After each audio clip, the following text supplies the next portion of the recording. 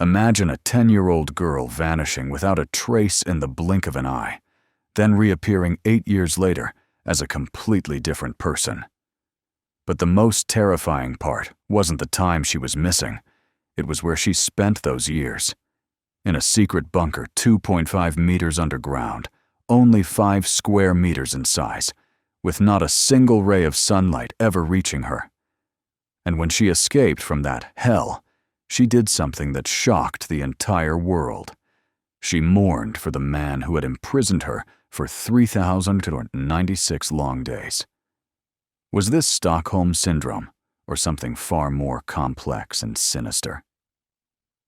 Welcome to the Case Files, where we explore the world's most shocking cases with the deepest and most detailed perspective. This is a show dedicated to those who are passionate about uncovering mysteries, real stories full of drama, and profound lessons about human nature. Today, we're going to step into one of the most shocking kidnapping cases in European history, a story of miraculous survival that's equally controversial.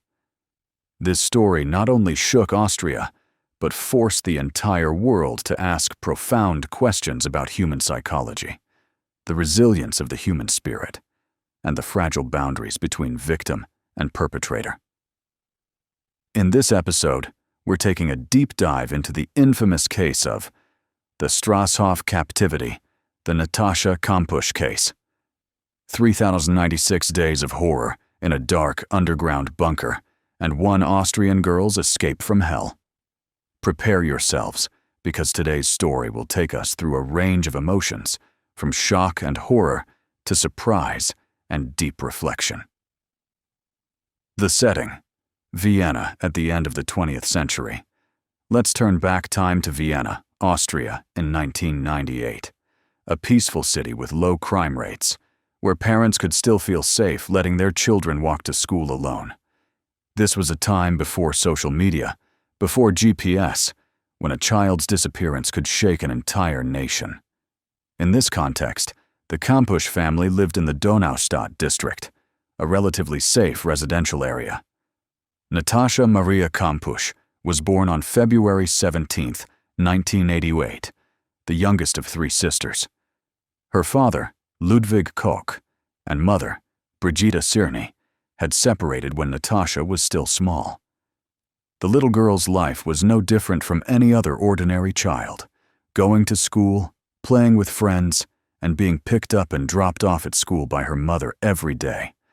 But everything would change on one fateful day in the spring of 1998. The fateful morning, March 2, 1998. The morning of March 2, 1998 was an ordinary Monday in Vienna, the chill of European spring, with the first rays of sunlight beginning to pierce through the thin mist. Natascha Kampusch, 10 years old, woke up and prepared for a school day like any other. She wore a red jacket and carried a pink backpack, small details that would later become crucial, clues in the search. But that morning, something happened between mother and daughter. Perhaps it was a small argument like in any family, but its consequences would be extremely serious. Angry with her mother, for the first time in her life, Natascha decided to walk to school by herself instead of letting her mother take her as usual. At 7:15 a.m., the little girl stepped out of house number 57 on Rennbahnweg. Brigitte Sirny stood behind the window, watching every step her daughter took until the small figure disappeared at a nearby intersection. That was the last image of Natascha in her mother's memory. A 10-year-old girl walking away with a sulky expression and determination to prove she was grown up. The distance from home to school was only about 200 meters, a few minutes' walk, a familiar route that Natascha had taken with her mother hundreds of times. But that morning, at that intersection, fate had arranged a destined encounter, the moment of life and death. When Natascha reached the intersection, she saw a man dressed in black standing next to a white van. His eyes were staring intently at her. In the mind of a 10-year-old child, this might have just been an ordinary stranger, so Natascha continued walking. But as she got closer, the girl felt something wasn't right. A child's instinct for danger was calling out, but it was too late. In a flash, that man, later identified as Wolfgang Přiklopil, had dragged the girl into the vehicle and sped away. A 12-year-old girl, the only witness to the kidnapping, later recounted that she had seen Natascha being pushed into a small white van with tinted windows. Natascha's screams rang out, then fell silent as the car door slammed shut. The vehicle sped north, taking an innocent child and leaving behind a mystery that would haunt Austria for the next 8 years. The Great Search. When 30 minutes had passed and Natascha still hadn't come home, Brigitte Sirny began to worry. She called the school and learned that her daughter hadn't attended class. Immediately, she called the police. At this point, the 12-year-old witness finally understood that what she had witnessed wasn't a joke, but a real kidnapping. Austrian police quickly deployed one of the largest search campaigns in the country's history. More than 700 white vans across the entire country were checked, one by one. Thousands of flyers with Natascha's image were printed and distributed throughout Europe. Television and newspapers all reported on this mysterious disappearance. The search was extended to neighboring countries like Hungary, because a few days earlier, Natascha had traveled with her father. Every clue, no matter how small, was tracked and thoroughly investigated. But everything seemed to lead to dead ends. Notably, among the 700 vehicles checked was one owned by Wolfgang Přiklopil, a 36-year-old telecommunications technician living in Straßhof an der Nordbahn, just an hour's drive from Vienna. When questioned, he calmly replied that the vehicle was used to transport building materials for home repairs, and he had an alibi proving he was at home at the time of the kidnapping.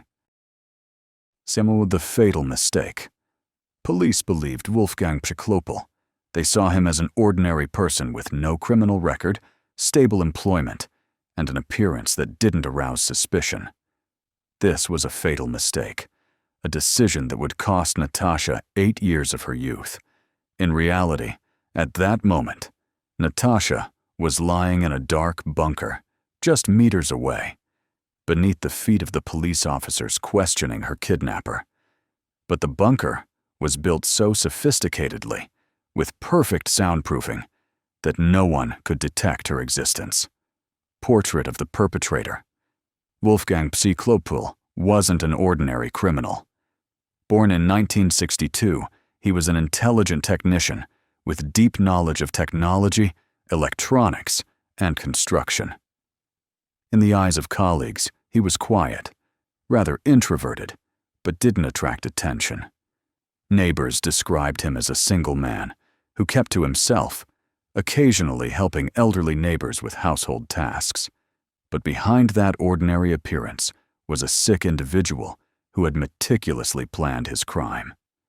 Přiklopil had been stalking Natascha for a long time, studying the girl's school route, her family's habits, and especially preparing a perfect prison. He wasn't a kidnapper for ransom. Přiklopil's goal was to turn Natascha into his slave, someone who would serve him absolutely and could never escape his control. The hellish bunker. The prison that Přiklopil created could be described as a masterpiece of crime. Located 2.5 meters beneath the basement garage of his house in Straßhof, the room was only about 5 square meters, smaller than an average bathroom. The entrance was extremely cleverly disguised. To enter the bunker, one had to move a heavy china cabinet, then crawl through a narrow gap and open a thick steel door reinforced with cement. The entire process of entering and exiting took dozens of minutes, sometimes even hours. Inside the room, no windows, no natural light, only a single ceiling bulb. A ventilation system was installed to ensure Natascha wouldn't suffocate, but it was always at the minimum level. Most importantly, the room was perfectly soundproofed. No matter how loudly one screamed, it couldn't be heard from outside. This wasn't just a simple bunker, but a world created specifically for the victim. Přiklopil had even installed a camera surveillance system to monitor Natascha 24/7. Later, the room was upgraded, with TV, furniture, books, and even toys. But everything was just a tool for psychological control. The first days in darkness. When Natascha woke up in the dark bunker, she was just a panicked and desperate 10-year-old girl. For the first few days, she was locked in the room 24/7, not allowed out for even a second. Food was brought down through a small slot, and drinking water was also strictly controlled. Přiklopil immediately began the process of taming Natascha. He lied that her family was no longer searching for her, that the outside world had forgotten her existence. This was the first psychological blow aimed at breaking a child's will and hope. A strict reward and punishment system was established. Obedience would be rewarded with food, light, and even books to read. Resistance would result in starvation, darkness, and beatings. According to what Natascha shared later, there were weeks when she was beaten up to 200 times. He forced her to call him Master, Herr, and claimed to be an Egyptian god. How could a 10-year-old child resist such a brutal control system? The cruel taming process. For the first 6 months, Natascha was completely imprisoned in the bunker. This was the most brutal period, when Přiklopil tried to completely break the girl's spirit. He used every method from physical violence to mental torture. Natascha wasn't allowed to bathe properly, had no appropriate clothing, and had to live in terrible sanitary conditions. Food was strictly controlled. Sometimes, she was starved continuously for days as a form of punishment. But the most terrifying thing wasn't the physical violence, but the subtle brainwashing process. Přiklopil constantly convinced Natascha that she was worthless, that no one cared about her, and that he was the only person in this world who loved her. This was a cruel psychological tactic aimed at creating complete dependence. The terrifying adaptation. After 6 months, when Přiklopil felt he had tamed Natascha, he began allowing her to leave the bunker during the day to do housework, cooking, cleaning, washing. But the condition was that she had to work naked or wearing very little clothing, and every night she had to return to her prison. Over time, the relationship between Natascha and Přiklopil became frighteningly complex. He sometimes appeared kind, giving her gifts, even buying books and toys. But this wasn't kindness. It was part of his psychological control strategy. The prison gradually was improved with TV, radio, books, and even a study desk. Natascha was allowed to learn German, read books, and watch TV. But everything was strictly controlled and censored. He wanted to create the illusion that this was her home, where she was protected from the dangerous outside world. The dark years. From 1999 to 2005, Natascha went through what were perhaps the darkest years in a human being's life. She grew from a 10-year-old child into a teenager under brutal captivity conditions. When Natascha entered puberty, the situation became worse. Přiklopil began sexually abusing her regularly. In her autobiography, 3096 Days, published in 2010, Natascha recounted that there were nights she was chained to his bed. He forced her to cut her hair according to his wishes and treated her like a possession. But miraculously, despite such harsh circumstances, Natascha maintained her intelligence and will to live. She self-educated through books and TV and developed her language skills remarkably. When rescued, police were amazed by her intelligence and ability to articulate. Missed opportunities. In 2005, after 7 years of captivity, Přiklopil began trusting Natascha more.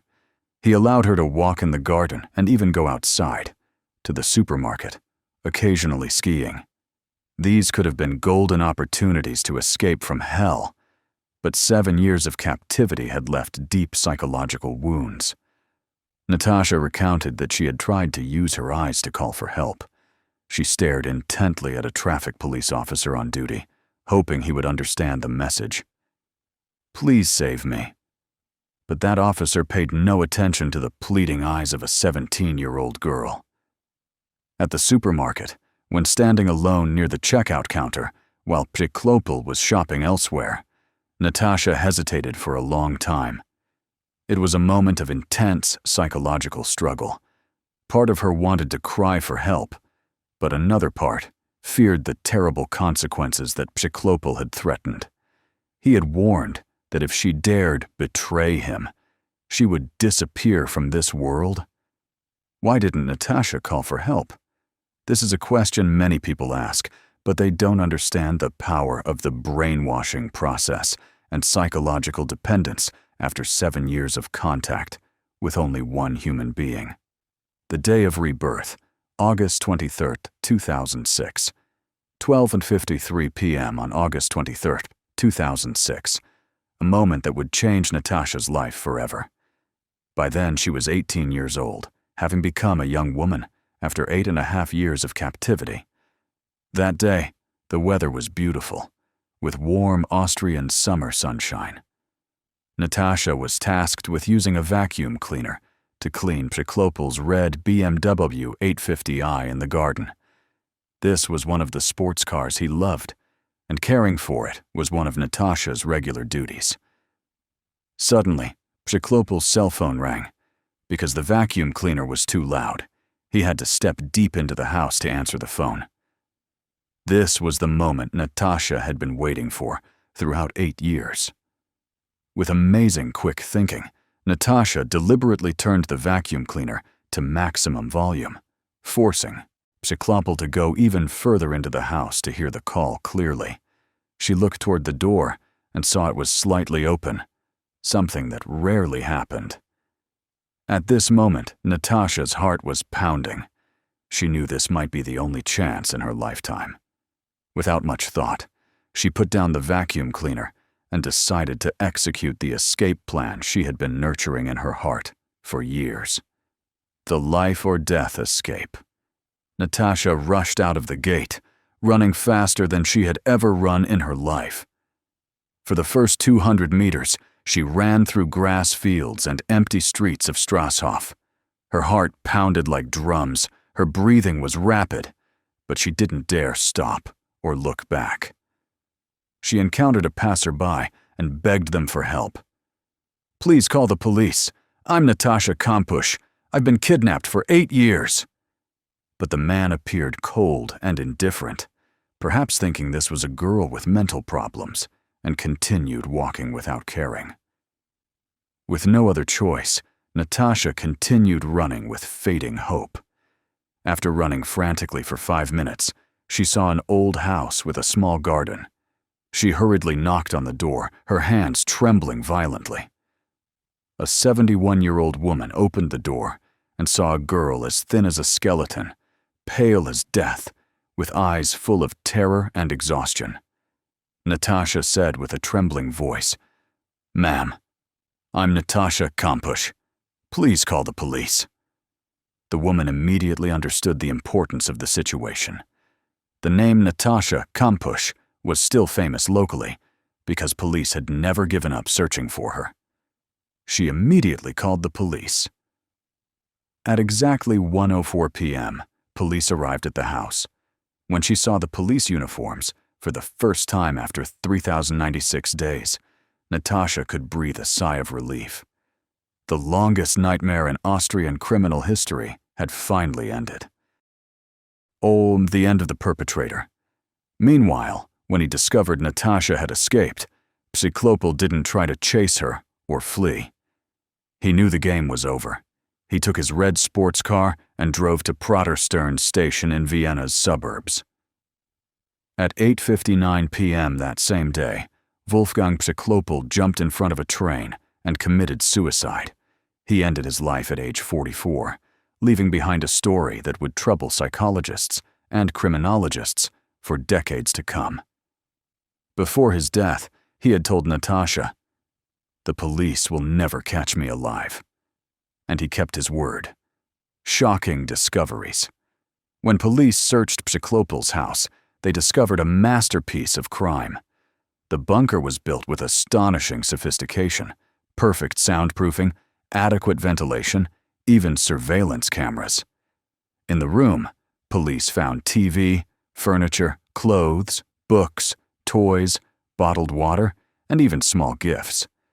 This wasn't just a simple bunker, but a miniature world designed to imprison a human being for life. They also discovered Natascha's passport, the final evidence confirming her identity after 8 years of disappearance. Natascha's condition. When rescued, Natascha weighed only 48 kilograms, just 3 kg more than when she was 10 years old. She had grown only 18 centimeters over 8 years. Doctors said her body was severely malnourished, her skin pale like a seriously ill person. But amazingly, her intelligence had developed well. Natascha could speak German fluently, understood many topics, and showed remarkable intelligence. This demonstrated the superior power of the human spirit in the face of adversity. Controversial reactions. But what shocked public opinion most wasn't Natascha's physical condition, but her psychological reaction to Přiklopil's death. She cried endlessly when she heard the news of her kidnapper's suicide. She even went to the morgue to light candles in his memory. This caused public uproar and raised questions. Was this Stockholm Syndrome? Or was Natascha hiding some truth? When journalists asked if Přiklopil was a sexual predator, Natascha defended him. No, Wolfgang Přiklopil's nickname, wasn't that kind of person. We had a special relationship. These words poured fuel on the fire of controversy. The media began asking difficult questions. Had Natascha really been kidnapped, or had she stayed voluntarily? Had she fallen in love with her kidnapper? The complex truth. Psychologists explained that Natascha's reaction was completely normal for someone who had spent 8 years in contact with only one human being. From age 10 to 18, the most important years in personality formation, Natascha only knew Přiklopil. This wasn't simply Stockholm Syndrome, but a much more complex psychological phenomenon. Natascha had become completely dependent on her kidnapper for survival. In her narrowed world, Přiklopil was both enemy and protector, both torturer, and the only person who cared about her. The story of Natascha Kampusch isn't just a simple kidnapping case, but a profound lesson about the strength of the human spirit, the ability to survive in the harshest circumstances, and the immeasurable complexity of human psychology. After 3,096 days in darkness, Natascha not only survived, but became a symbol of will, perseverance, and the ability to overcome oneself. Life after hell. After being rescued, Natascha's recovery journey truly began. She had to face not only physical injuries, but also the cruel curiosity of the media and unfounded rumors from public opinion. Many people questioned her abnormal reaction to Přiklopil's death, her lighting candles in his memory, and even doubted the authenticity of the entire story. But Natascha proved she was stronger than anyone imagined. Instead of drowning in pain and hatred, she chose the more difficult path, turning her horrific experience into motivation to help others. In 2010, Natascha published her first autobiography, 3096 Days, a work detailing what she experienced during 8 years of captivity. The book wasn't just a tale of pain, but proof of the strength of the human spirit. The book's success opened opportunities for Natascha to share her story with the world. In 2016, she published her second book, mainly about the recovery process and reintegration into society. In 2019, her third book was released, focusing on refuting the attacks and bullying she endured from media and portions of public opinion for many years. Or from victim to helper of others. What's most admirable about Natascha isn't how she survived, but how she chose to live after escaping, hell. She used her influence to help families in similar situations, especially parents with missing children. The message she sent them was always, never give up searching for your child. All the money, about 300,000 euros from television interviews, was donated by Natascha to charities in Africa and Mexico. This showed her compassionate heart, someone who had suffered but still wanted to share with those less fortunate. Currently, Natascha works as a television host and actively participates in charitable activities. She has learned to not care about the disparaging words around her and focus on positive things ahead. Symbol of freedom. One of the most beautiful images of Natascha's current life is her love of horseback riding. She says the feeling of riding horses and wandering in nature brings her the most wonderful feeling that 8 years of captivity had made her long for. This image has deep symbolic meaning. From a girl trapped in a dark, 5-square-meter bunker, Natascha can now run freely across endless grasslands. Valuable lessons. The Natascha Kampusch case leaves many important lessons about the strength of the human spirit.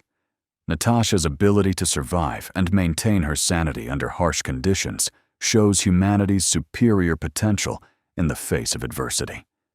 She not only survived, but also developed intellectually, learned many languages, and maintained hope throughout 8 long years. About the complexity of victim psychology, Natascha's reaction to her kidnapper shows that human psychology is much more complex than we usually think. Her lighting candles for Přiklopil wasn't a sign of Stockholm Syndrome, but an expression of a complex psychological relationship after 8 years of contact with only one human being. About the importance of persistence in search efforts, Austrian police never gave up searching for Natascha, and this contributed significantly to her rescue. This story reminds us of the importance of never giving up hope. Remaining mysteries. Although Přiklopil is dead and Natascha has been rescued, this case still leaves some unanswered questions. Was there really only one kidnapper, or did Přiklopil have accomplices? Why was Natascha chosen as a target? These questions may never have definitive answers, but they don't diminish the meaning and lessons from this story. Final message. Natascha Kampusch's story ultimately isn't about crime and suffering, but about hope and resilience. It shows us that even in the worst circumstances, humans can still find ways to survive and even thrive. More importantly, it shows that we can choose how to respond to adversity. We can choose hatred and suffering, or we can choose forgiveness and helping others. Natascha chose the second path, and that transformed her from a victim into an inspiration for millions of people worldwide. She proved that no darkness can completely extinguish the light of the human spirit. Call to action. Thank you for patiently following the case files and joining us in exploring this touching and meaningful story. Natascha Kampusch's story isn't just an ordinary true crime case, but also a profound lesson about the strength of human will and the ability to overcome oneself. If today's story made you reflect, moved you, or taught you something meaningful, don't forget to to support the channel and share so that many others can also be inspired by this wonderful story. Subscribe to the Case Files channel and ring the notification bell so you don't miss the shocking cases, dramatic real stories, and valuable life lessons we'll bring you in upcoming episodes. Leave a comment below and share your thoughts about this story. Do you think Natascha's reaction to her kidnapper is understandable?